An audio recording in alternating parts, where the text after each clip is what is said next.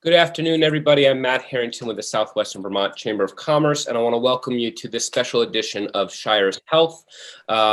With everything that's going on with the ongoing COVID and coronavirus, with the new Delta variant, we thought it was appropriate to get back onto CAT TV. We want to thank our partners at CAT TV, both for the live coverage on television, as well as the ability to talk to you via Facebook. And so we thought it was important to get Dr. Dobson back on the show and talk a little bit about the Delta variant. There's a lot of new things coming out, a lot of concerns. We felt that from the community. And so we wanted to bring Trey Dobson back, Chief Medical Officer at Southwestern Vermont Medical Center. Welcome, Dr. Dobson. Great to have you again. Glad to be here. Thanks so much, Matt. So let's dive right in. Is the Delta variant right here in Bennington County? And can you just kind of describe how we got to this place? You and I have been doing this now, I think 2 years. So we started in March of last year with the coronavirus. We talked a lot about vaccines. We started to get vaccines in people's arms. And then we have all these variants coming out. And so where are we from where we started to where we are today? Yeah, that's tough. We could talk for hours on that. Let me just try to be as concise as I can. We've actually done a really good job, and all of the news that has come out over the past really 1 week, I think, 7 days. This all started Thursday night. It has caused a lot of needless anxiety in some, and it's a huge wake-up call for others. What the data shows us that it took several days for the media to get through and for us to understand is that vaccination works, and in areas of where you have large populations that are not vaccinated, trouble brews. Now, if you go back and read things from even 6 months to a year ago, this was predicted. It was predicted that mutations would develop. No one knew the rate at which they would develop, and that those mutations may gain a foothold as far as transmissivity. So in other words, how easily they transmit from person to person.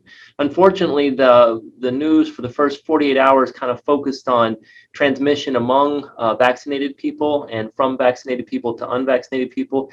That is true that the variants are more able to do that, to transmit, but the data still holds that they are extremely unlikely to cause sickness, certainly not to the level where someone gets hospitalized or dies. So we're still in a very good position, Matt, but I know we're going to talk about precautions, and there are some things that we need to consider as we move forward.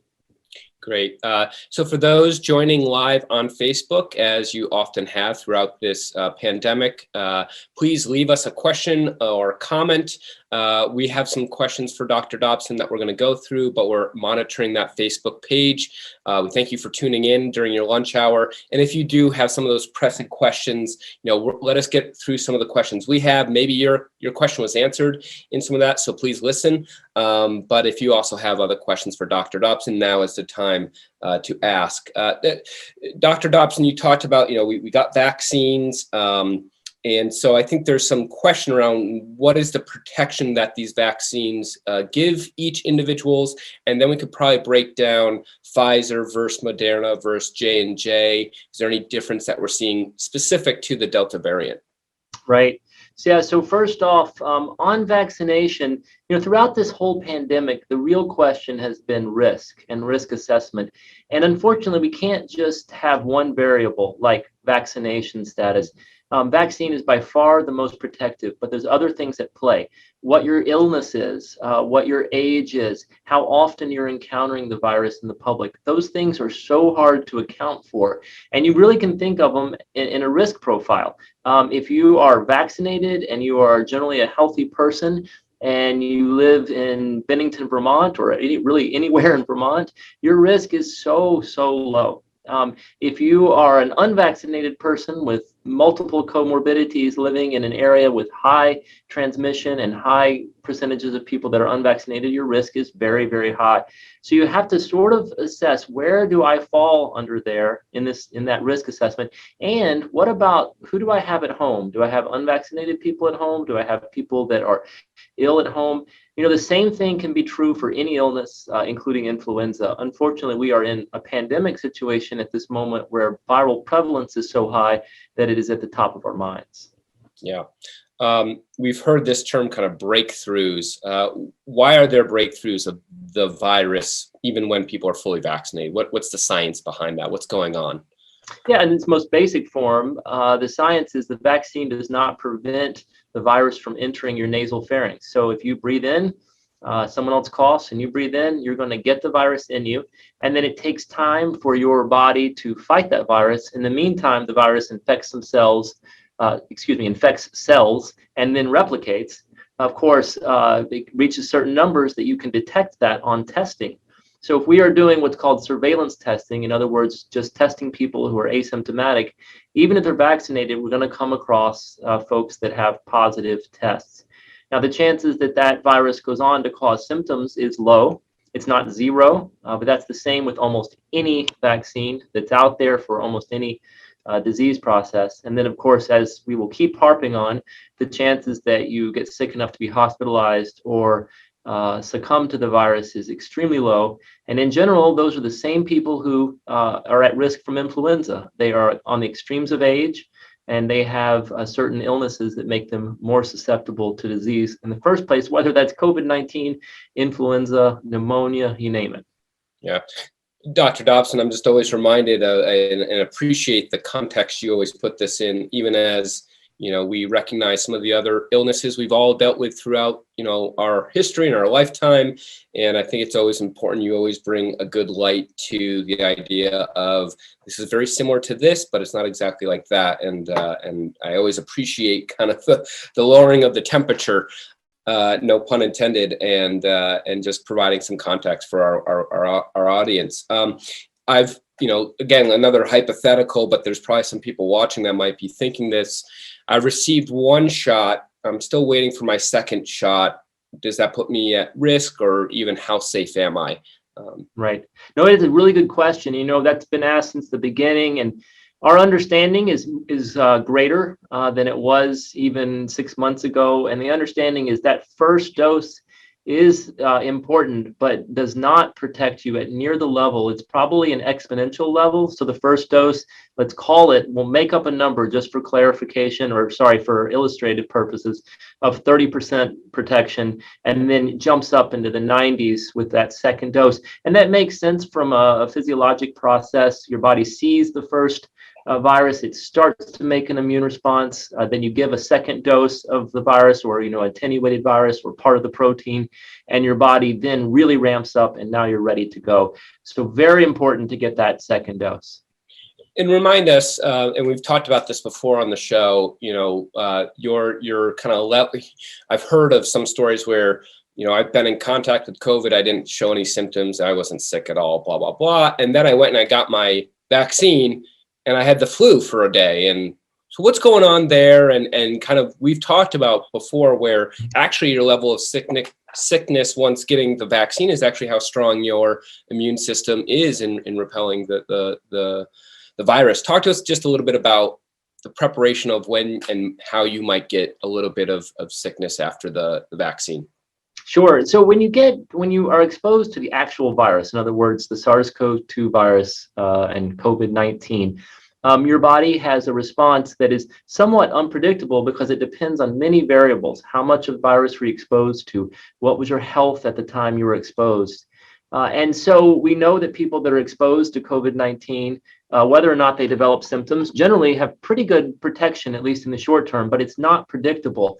Whereas when you get the vaccine, that's what the trials did, is they said, what dose gives a response that we want to say is providing that active immunity. So that's the difference there. We don't know if you've gotten COVID-19 what your response is, but we have a pretty good idea what that response is if you're vaccinated. Let me just tell you, if you had COVID-19, maybe you had it in the spring of 2020, or you've had it in the past year, and then you get vaccinated, you are in really good shape. The anecdotal data we have and the experience we have shows that those folks have great protection. But if you're fully vaccinated, your protection is so high that the chances of a breakthrough infection, including those that are make you sick is low. And it's appropriate that the media follows this and brings attention to it, but it's almost becoming a negative for people. They think that the vaccine therefore must not work, and that is absolutely not true. If you look at a map of the United States, I'm sure some of the audience has seen this, where you look at hospitalizations and deaths in counties. You can go down to the county level where vaccine uptake is low. The deaths and the hospitalizations are high, and it's the complete opposite in places around here with high vaccination rates. Great. We do have a question on Facebook, and I think you answered some of it, but I'm going to read it verbatim, Dr. Dobson, and then you can maybe add some to it.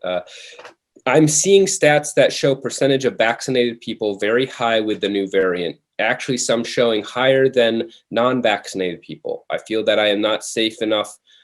Even though I have been vaccinated, I wear a mask if I go into stores. It is concerning because Bennington has some big gatherings coming up this month.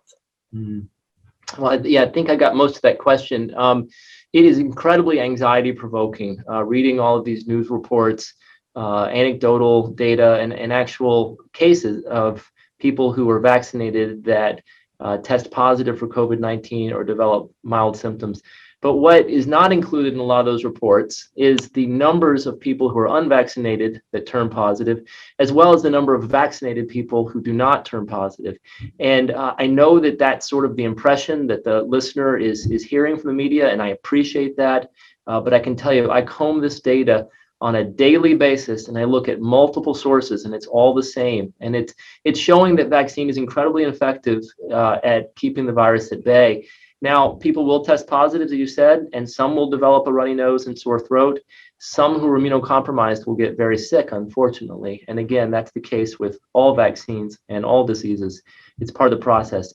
I think it is important, Matt, to point out, though, that we do, of course, need to continue to monitor the experience we're having with the vaccine. And should it show a waning effect, in other words, should some of the mutations start evading the vaccine, or should time go on at a point where the vaccine is not as effective, we need to be ready to go with booster shots, just as we are for other disease processes, tetanus, influenza, others, and we will be.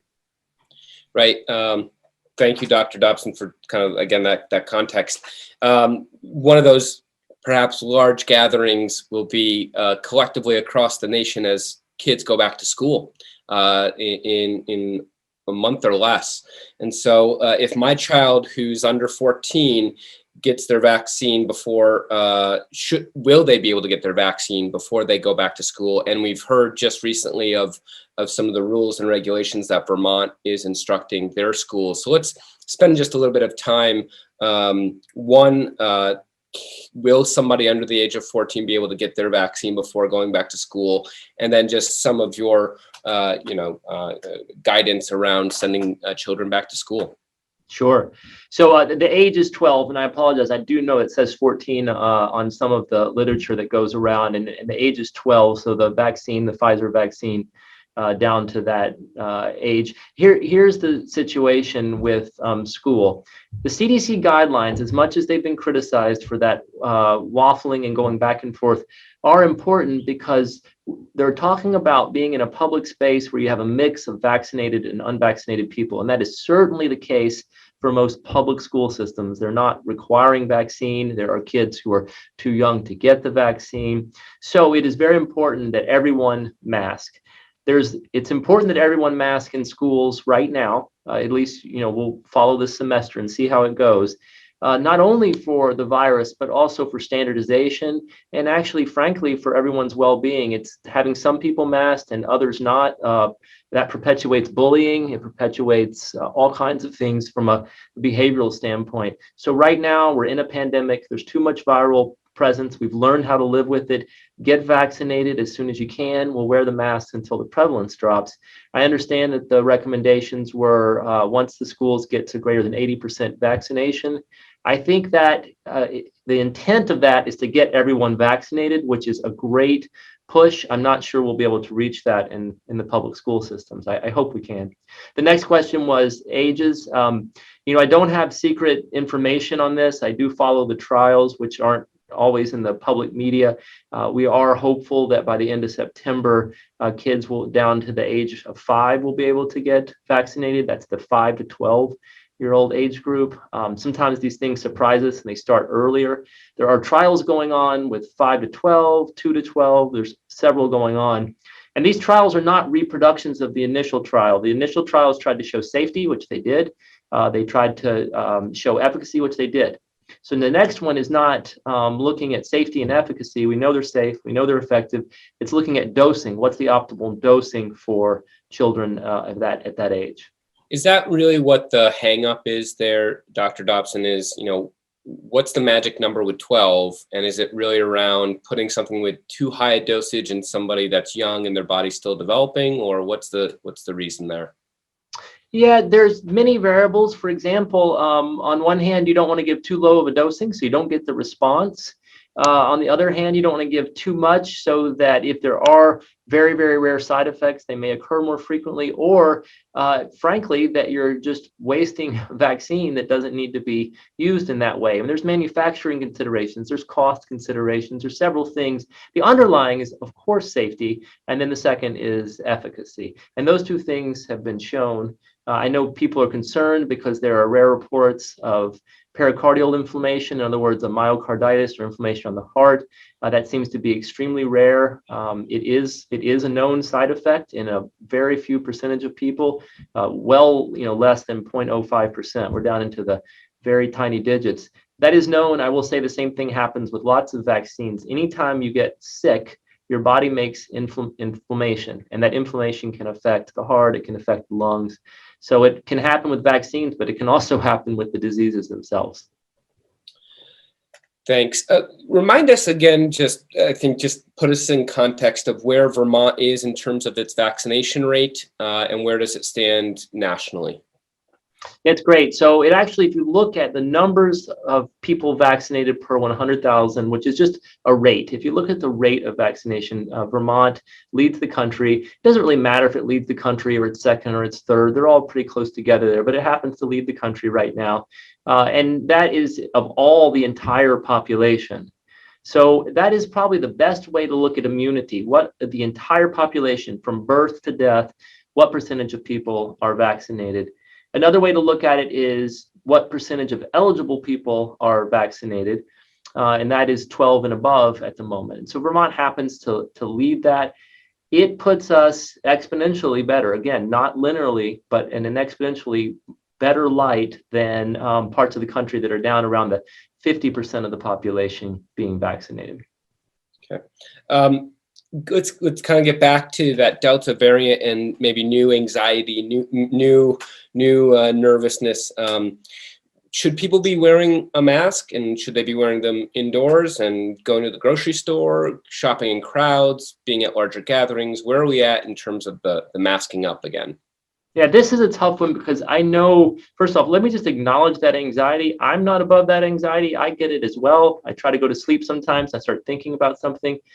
Fortunately, I can control it. It's part of my training, and we help each other, right? We're here for each other. So anxiety is certainly an acceptable response. You just can't let it overtake your everyday functions. You can't let it inhibit your ability to enjoy life. So let's keep talking about it. First off, that's the best way. So let me just acknowledge that. The second, with mask use, I know people want to hear a yes, no. They want to hear this is exactly what you should do. And they can find that. They can listen to the media and someone will tell them that. But frankly, this really is a risk assessment, and you have to look at what you're comfortable with and what you are surrounded by. So let me just talk about that a minute, and I'm going to give some advice that can change over time. And that's another thing, acceptance of change.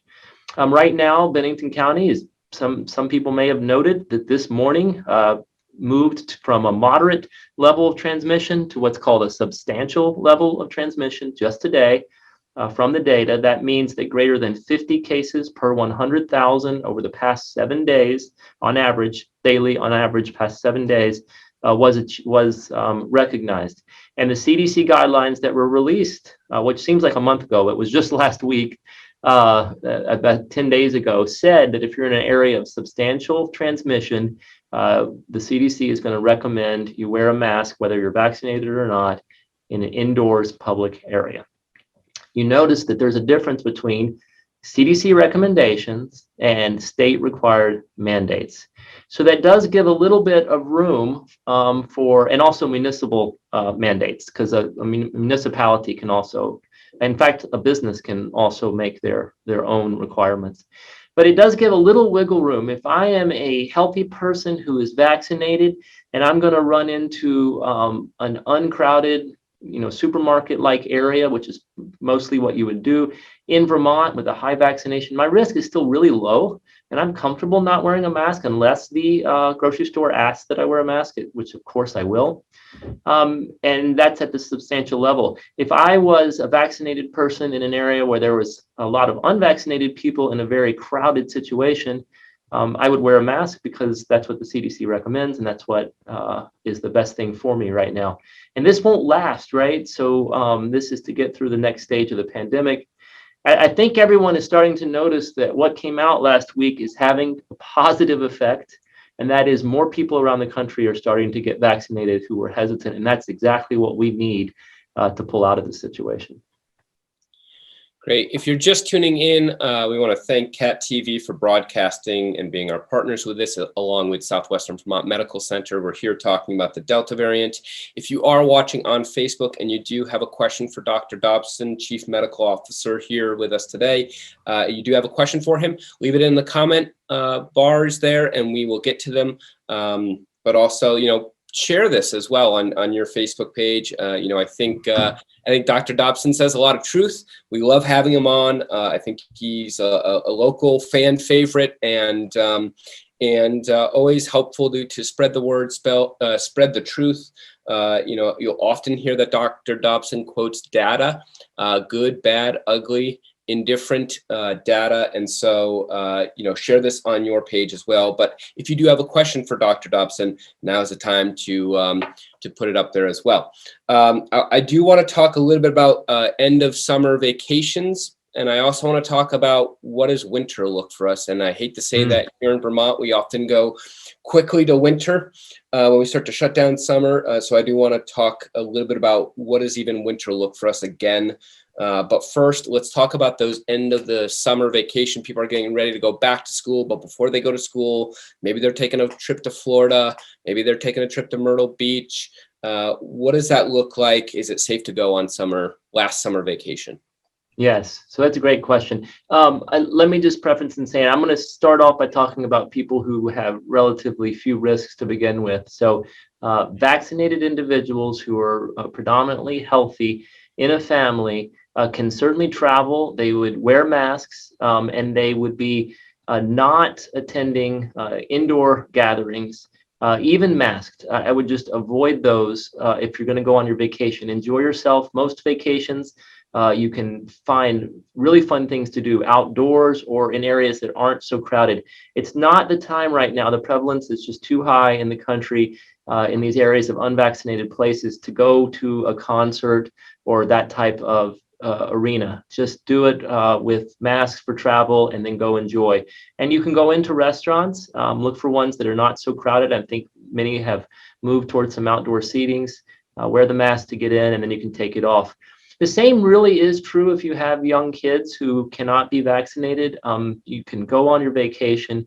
You should go on your vacation and just be very diligent in making sure that they are not gathering with others in indoor situations, unless everyone is vaccinated, and it still holds that is perfectly fine. Okay. Now, you asked another question about this winter, which is a different. So we've been saying this since last spring. We know what's going to happen this winter. The cases are going to go up. Unfortunately, started going up a little earlier than at least I had thought. And a lot of that has to do with behavior of removing masks and gathering again indoors, which is fine. But some of it has to do, unfortunately, with this higher transmissivity of the Delta variant and other variants. So for this winter, we can anticipate cases to continue to climb or at least be at a high level, not where they were before because we have so many people vaccinated. But like I said, today, substantial level was reached in Bennington County. I believe last week it was Chittenden County, and we're going to see other parts of the state do that. And we have to be ready. We have to be ready with ready to vaccinate those who decide that this is what's going to make them want to be vaccinated, and also with testing. So at SVMC, for example, and there's plenty of places you can get tested, but let me just talk about SVMC. We are reopening our Southern Vermont College Gymnasium to offer both testing and vaccine 6 days a week. That will start later this month. Hopefully mid-month, but later this month. It'll be a one-stop place where people can go and get the test, get the results, hopefully same day. If they come in late, it may not be available till the next morning, but pretty quickly, so they can decide, what to do based on those results. I know we're going to talk about this probably, Matt, but should boosters become available or the younger age group eligibility widen, we are ready to provide those vaccines as well. Right. And so let's go there, Dr. Dobson. Will fully vaccinated individuals require a booster? And how soon is it time to start rolling out that booster? Yeah, this is a really tough one. Let me just explain why it's tough and why you tend to get these mixed messages from the popular press. And by the way, the popular press is doing a great job covering it. They're just doing what they're supposed to do. A lot of the results of these studies that get talked about are lab-based studies. And what they do is they take me as a vaccinated person and they pull out my blood and they inject some virus into the blood or some protein, and they say, what's my antibody response? And they measure that, and over time, that antibody response does wane. So therefore, the idea is, well, now is the vaccine effectiveness waning? And you just cannot make that correlation because that's only one part of our immune response, antibodies. And the second is our immune response in the form of antibodies has to decline over time. If it didn't, we would have a buildup of proteins in our blood and it would cause it to sludge. So we really can't extrapolate. We can use the results of those studies to design real world studies where we look at people who have been vaccinated and say, what is the rate of those people turning positive or getting sick? And that's what we're going to be doing. It does not look like right now people that are immunocompetent in the United States need second doses or additional doses, or booster shots today. This could change this fall. And so I don't want anyone to say, Dr. Dobson said that's not going to happen. That is not true. I am ready to say we do not need these things right now if you are an immunocompetent person. Someone who's immunocompromised may benefit from a booster, and that's true again with any virus. The reason is when they got their first dose, they probably could not mount that immune response that we can. So we are ready around the state. The state will be ready and prepared to offer booster shots as soon as they are approved as being the right thing. Let me just tell you right now, I would not go get a booster shot, whether I had Pfizer, Moderna, or Johnson & Johnson. I'm very comfortable that in our situation here in Vermont and with the vaccine that's been given, that my immunity at this point, I got mine back in December, so I'm approaching a year, or I'm approaching 9 months, is still very effective. And at some point may need a booster. I would just hold out and see if the boosters have been modified because immunity does not just drop one day. It wanes over time. And a healthy person, it's going to wane at a much slower rate than someone who's immunocompromised. Great. So I woke up today with a little bit of a headache.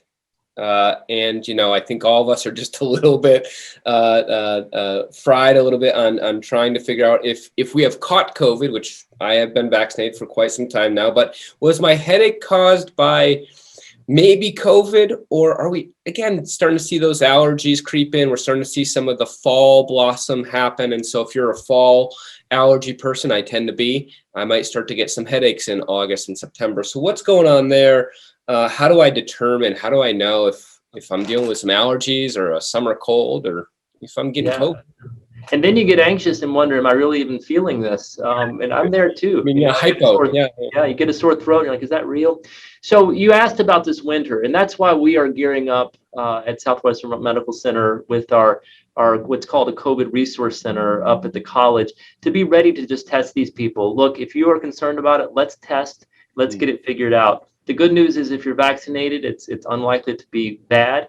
If you have someone in the home that is unvaccinated or immunocompromised, it's really a no-brainer. You need to get tested. We'll have those results pretty quickly. And that's what's going to happen this winter because we get diseases anyway in the winter. And hopefully next winter, we won't have to worry about that as much. We can test certain people who present to doctors' offices and emergency departments, but not the general public. If they did have COVID, it wouldn't be as big of a deal because the virus at that point would just be endemic. But right now, Matt, if you are concerned about it, then you just grab a test. You can do that online. You register. When we open up in late August, it'll be just walk in. You can go get a test. And it's the right thing to do because the prevalence of the virus is that high. Are you seeing any different symptoms if there's in that Delta variant or even the Lambda variant that's coming out as well? Or is there anything else that I should be looking for? Or is it pretty much what we've heard over the last year and a half? It really is the same thing you've heard over the last year and a half. And gosh, it's dizzying reading all the articles. Is Delta, for example, is Delta more virulent? In other words, does it cause more severe disease? The answer is sort of maybe, but it really doesn't matter because it's not that obvious. If it was that obvious, we would know it. Here's the deal. It's more infectious, so it transmits to more people. So more people get it, you're going to see the extremes of the virus. And so that's something researchers are going to continue to follow. But for us in the public, it's the symptoms are the same: fever, cough. Headache is a symptom by itself. It'd be rare to be COVID. Generally, there's something else like muscle aches, difficulty breathing. Fever again is a real obvious one that needs to be tested for. If you're just tuning in, we're going to start to wind down. We have one or two more questions for Dr. Dobson. We really appreciate you, Trey, hopping on the call with us. We want to thank Cat TV for broadcasting. If you do have a question for Dr. Dobson, please put it in the comment bar, and we will try and get to it. Personal question for you, Dr. Dobson.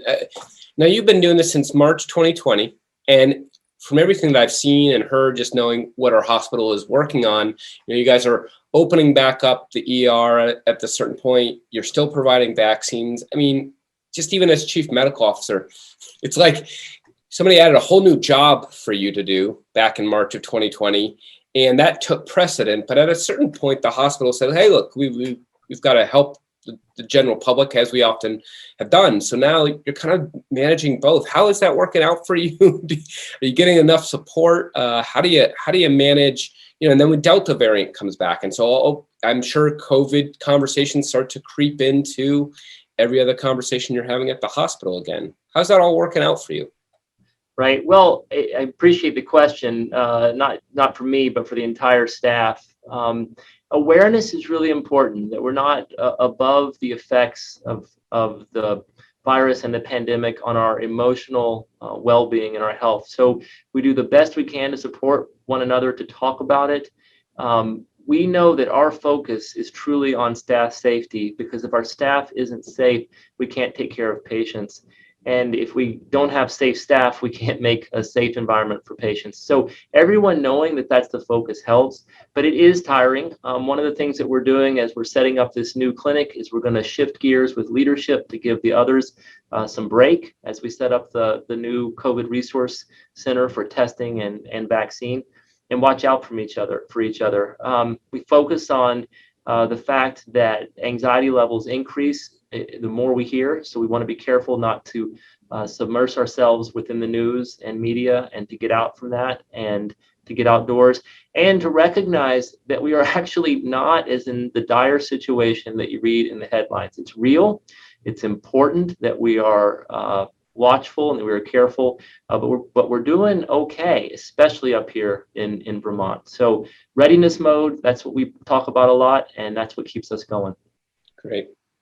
The final question for you, unless I see anything pop up on Facebook, or if some of our producers at CAT want me to ask anything else, but if I am feeling sick and potentially COVID, what do I do? Who should I call? Where should I go?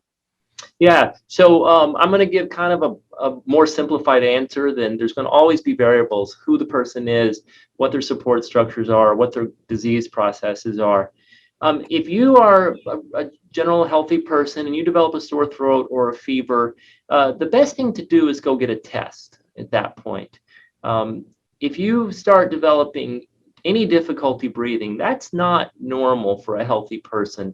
And for that, you should contact your physician or advanced practice provider. You should get a test. And they may recommend that you be seen in our respiratory evaluation center, which is a location that we try to keep people. We have negative pressure rooms. We're ready to go. Most everyone goes home. It's very rare that someone needs to be admitted to the hospital. Certain doctors' offices are ready to see people or treat them with telemedicine. So that's how I'd respond. Occasionally you hear about people who are really short of breath and don't come in. And then often you hear about people that get a sore throat. They're so anxious. They come into the emergency department, and we are very happy to see you, but you don't really need to do that. You can go get tested. If it's not COVID, you can feel good. If it is COVID, you're probably going to be just fine anyway. You need to isolate. You need to prevent it from reaching other people in your family and in the community. Late game question coming in, and I want to make sure that we get to it, and we do have time. I'm immunosuppressed, not immunocompromised. Would you recommend a booster if it becomes available? Yes. So that is probably, if I have to look at a crystal ball, again, don't really have inside information here, but probably what's going to be announced this fall is that a certain age group and those who are immunocompromised will be offered a booster, most likely of Pfizer, just because that is who is applied in this rate. Could be Moderna. And here's the situation. It's the real question is how immunocompromised are you? And I know that is a silly question, but are we talking you've had cancer and you're getting chemotherapy drugs, or you just happen to be on some steroids every once in a while for chronic obstructive pulmonary disease? Those are very different. But the answer is we're not going to be able to differentiate all that. It's too confusing. We went through this problem of prioritizing back in a year ago. Fortunately, Vermont handled it, by the way, I don't know if the audience knows this, the best in the country by sticking with ages. That's why we were able to get through people quickly. We will likely do the same thing. It will likely be, I'll make this up a little bit, so I don't want people to write this down and hold me to it, but 65 and above come early 2022 or late 2021, plus those who believe they have an immunocompromised state will come up and get vaccinated with a booster and not be questioned other than maybe their driver's license for age. Now, that's what I believe. We'll see what happens, but that's where the data and the trends are pointing. Great. Thank you, Dr. Dobson. Thank you, Southwestern Vermont Medical Center. Thank you to your staff, the diligent leadership coming from that hospital. We are very, very proud and just proud, I think, of Vermont. I think you ended on a good note where some things we don't even recognize, and I appreciate that you shared it with the audience, just how well we did. And that is just the community effort that Vermont has long been known for. I guess we shouldn't be too surprised, but it's great when it did all come together. We thank everybody who has gotten their vaccine. If you haven't yet, please check in with Southwestern Vermont Medical Center to get your vaccine. We want to thank Dr. Dobson for joining us, and thank you, our partners at CAT TV, for broadcasting live. Thank you, everybody. Have a great weekend and be safe out there. Thanks, Matt.